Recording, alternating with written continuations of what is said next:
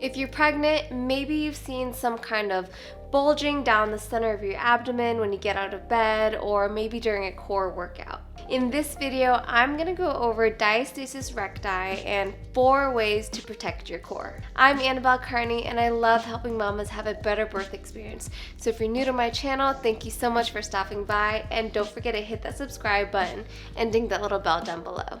So your six-pack abs are called your rectus abdominis, and it's divided into left and right abdominals by a long piece of connective tissue called the linea alba. And diastasis recti is a condition where your rectus abdominis muscles separate due to the increase in pressure in the abdominal cavity. And this can happen even when you're not pregnant, but is commonly seen during pregnancy because of your growing uterus, and it pushes against your abdominal muscles, causing them to stretch and separate. And this separation weakens the core and can lead to just a host of issues if not properly addressed. So at your 6-week postpartum checkup, it's common practice to check to see if you have diastasis. And what they'll do is they'll ask you to lay down on the table with your knees bent and ask you to lift your head up and off the table about an inch, only to the point where you feel your abdominal muscles activate.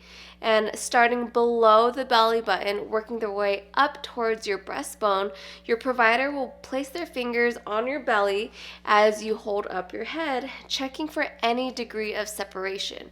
Now, they're feeling for the ridge of your left and right abdominals and how much space there is in between. A separation of about 2 finger widths or more is considered a diastasis.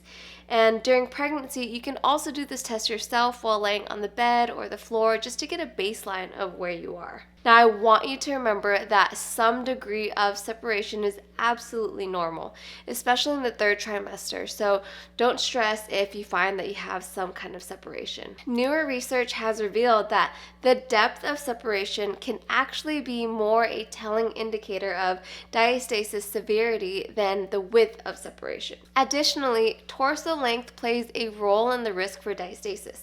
A longer torso has more room for the uterus to grow upwards before pushing out compared to a person with a shorter torso like me. And it's important to know that genetics also play a role in whether or not you'll get diastasis recti. As I mentioned earlier, the linea alba is this fibrous connective tissue, and the strength of that connective tissue is dependent upon the presence of type 1 and type 3 collagen. So instead of focusing and worrying about preventing a diastasis, I want you to focus on reducing your strain to your midline by adjusting your daily activities, positions, and exercise. And some of you may already know that I am currently 7-ish months pregnant, and I am definitely doing what I can to protect my core. So here are my 4 simple go-tos. Number 1, be aware of your posture during daily activities and exercises. So instead of sending your hips forward, leaning back, and clenching your glutes, and putting pressure on your abdominal wall, focus on stacking your rib cage over your hips and unclenching those glutes. It's a lot easier to shoot our hips forward and rest on our ligaments, especially with a growing belly, but the more you pay attention to your posture and make adjustments, the easier it becomes and the less aches and pains you'll notice. Being aware of your posture is a good habit to start because good posture helps baby get into a better position in the womb, which also helps labor go smoothly. Number 2, learn how to properly engage your core. You've probably heard this before, but are you actually doing it correctly? So engaging your core is not just sucking in or crunching down. When talking about engaging your core, I'm talking about the deepest layer of your abdominal muscles called your transverse abdominals. And this muscle acts as a corset and provides stability for your trunk. So to engage your core, you can lie down on your back or side and begin diaphragmatic breathing by filling your belly with air and feeling your lower rib cage expand underneath your fingertips. You'll then exhale all of your breath out through your mouth. And as you exhale out all of your breath, you'll notice a movement and firmness in your transverse abdominals. You can build upon this by visualizing your belly button pulling inward and slightly upward in a wrapping sensation of your torso, starting from your pubic bone, gradually tightening to the top of your rib cage as it pulls together. So think about giving your baby a nice big hug. When you inhale, you will gently breathe into your diaphragm, allowing your rib cage and transverse abdominals to expand. Another cue that might be helpful for you to activate your deep core is to imagine zipping up your abdomen like you would a tight coat around your body. Then, once you get the hang of that, you can connect your pelvic floor by relaxing your pelvic floor when you inhale and lifting it and doing a Kegel on your exhale. So I want you to think about exhaling and engaging your core anytime you lift something throughout the day. For instance, your toddler or a bag of dog food or groceries, because all of those simple things matter. Number 3, learn how to log roll.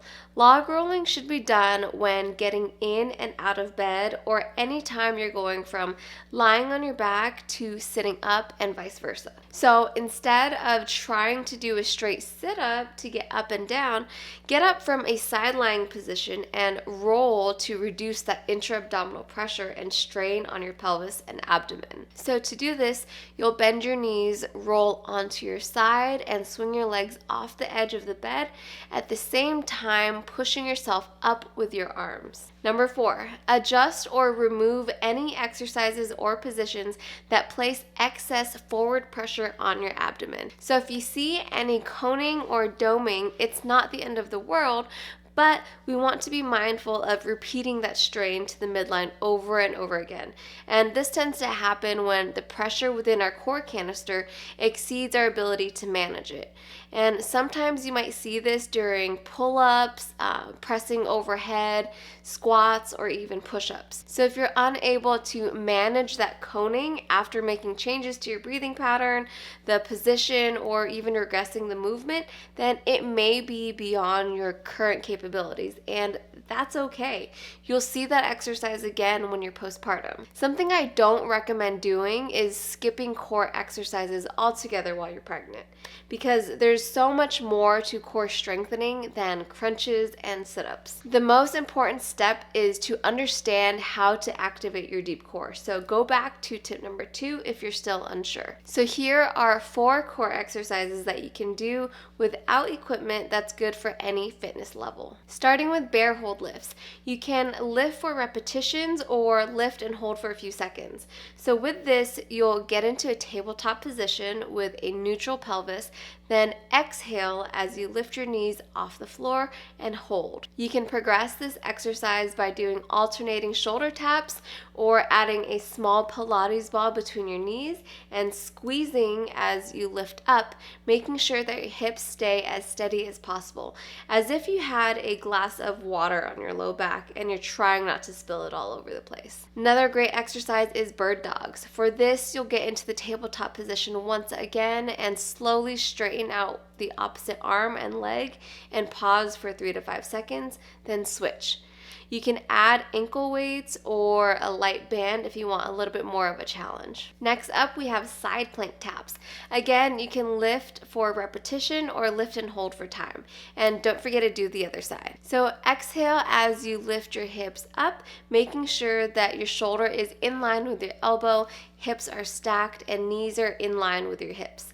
If you feel like challenging yourself, you can open your top knee towards the ceiling or straighten the top leg and lift and lower back down slowly. And lastly, standing march. You can do this with or without weights or a resistance band. These may seem super simple, but just make sure that you exhale and hug your baby every time that you lift your leg up. Core strengthening plays a vital role in decreasing overall aches and pains, reducing diastasis recti, and improves labor and birth. So remember, because we use our core so much throughout the day with daily activities, it's crucial to protect our core, especially during pregnancy where we are most vulnerable to abdominal separation. Also, if you have diastasis recti or struggle to activate your deep core or pelvic floor, seeing a pelvic floor physical therapist prenatally is a great idea.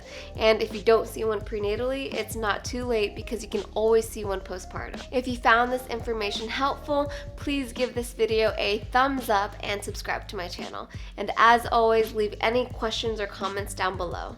Thank you so much for watching, and I'll see you in the next video.